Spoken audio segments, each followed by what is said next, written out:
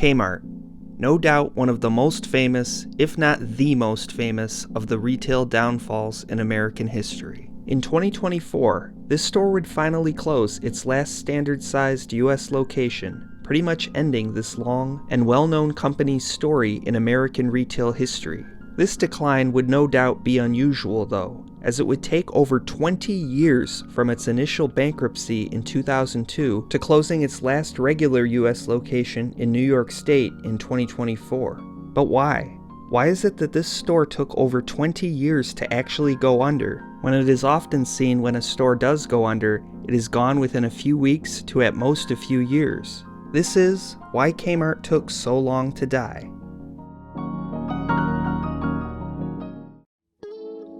Store bankruptcies and failures happen.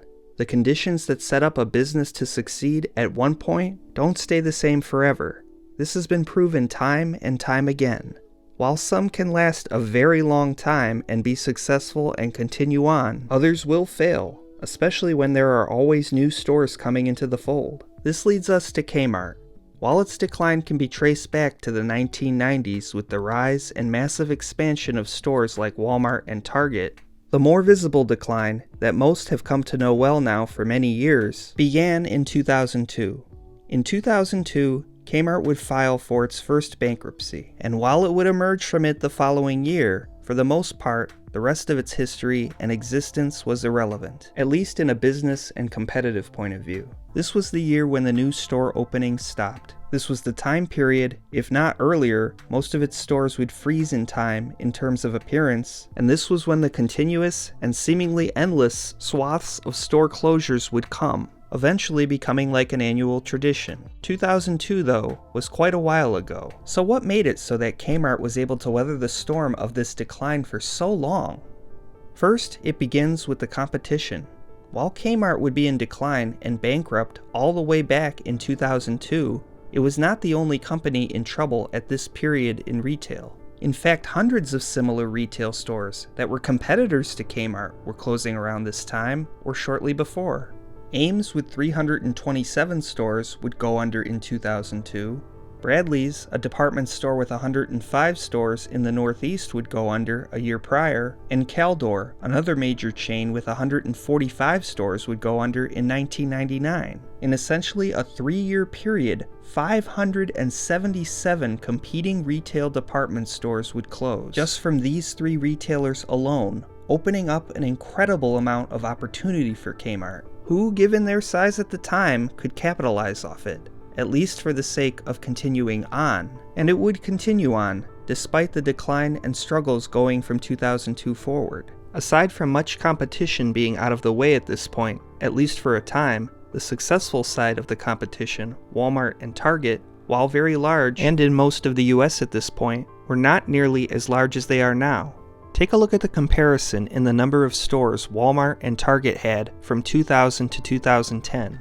Walmart would add close to 1,200 stores, and Target well over 400. High growth on top of already a high number of stores. While you may have had, say, 5 Walmarts and 5 Targets in a given metro, that was few enough for a few Kmarts to fall through the cracks, and at least have a geographical or distance advantage in terms of convenience for customers over them, at least in certain spots. There simply weren't enough locations of the competition yet, at least early on in Kmart's decline, to totally have the advantage over them. This advantage would eventually largely be lost, but it would take time.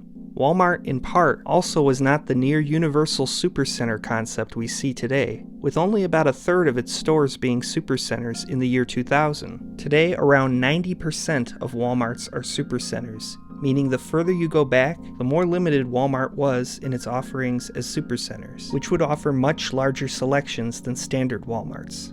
The next factor as to why Kmart took so long to die is stores and technology. Throughout the 2000s, Kmart stores and technology were perhaps somewhat outdated, but definitely not as outdated as they would be from around 2010 and forward. Smartphones, the internet, and other technology were not nearly the factors in shopping in the 2000s that they would become in the 2010s and beyond. And because of this, Kmart could maintain some relevance, at least for a while, despite not really adapting.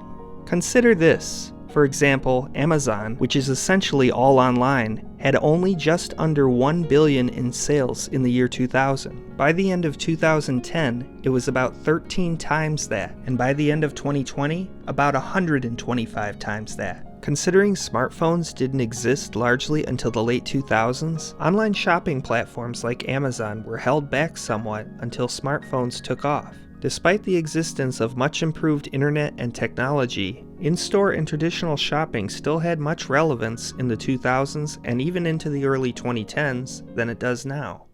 And finally, we have the last reason it took Kmart so long to die: Eddie Lampert and assets. While it has been associated that investor Eddie Lampert was a major factor in the decline of Kmart and Sears, he actually may also be a big part as to why its decline lasted for so long. A major reason Kmart didn't end in 2002 with its bankruptcy of that year is that it was bailed out by Eddie Lampert, and as a result, he would have control of the company. While what happened afterward can be debated, if Kmart didn't find a buyer of its debts or someone to bail it out in 2002, it very well could have ended then and there or shortly after. Once Kmart bought Sears in 2005 and Sears Holdings was formed, a move orchestrated by Lampert, Kmart and Lampert, through Sears Holdings, had many valuable assets to sell, most notably store real estate and house brands such as Land's End, Craftsman, and Kenmore. Control of Land's End would bring $500 million in 2014. The sale of Craftsman in 2017 would bring in $900 million, and the sale of Die Hard, a brand known primarily for automotive and batteries, would sell for $200 million in 2019.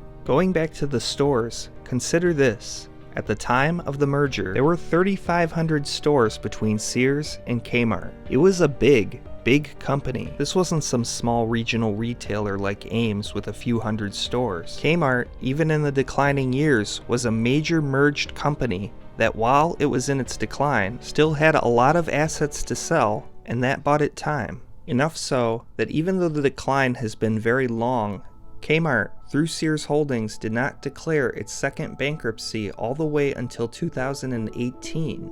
Except this time, this bankruptcy would really be the end of Kmart, at least for the most part. And this time there's no coming back, because there's nothing to come back to. The competitors have won, the assets have been sold, and technological and store advancement has rendered Kmart almost completely obsolete in what seemed like an endless decline of this store. And now, its normal format stores in the United States are finally over, pretty much putting a cap on a decline that has lasted over 2 decades. Thank you for watching.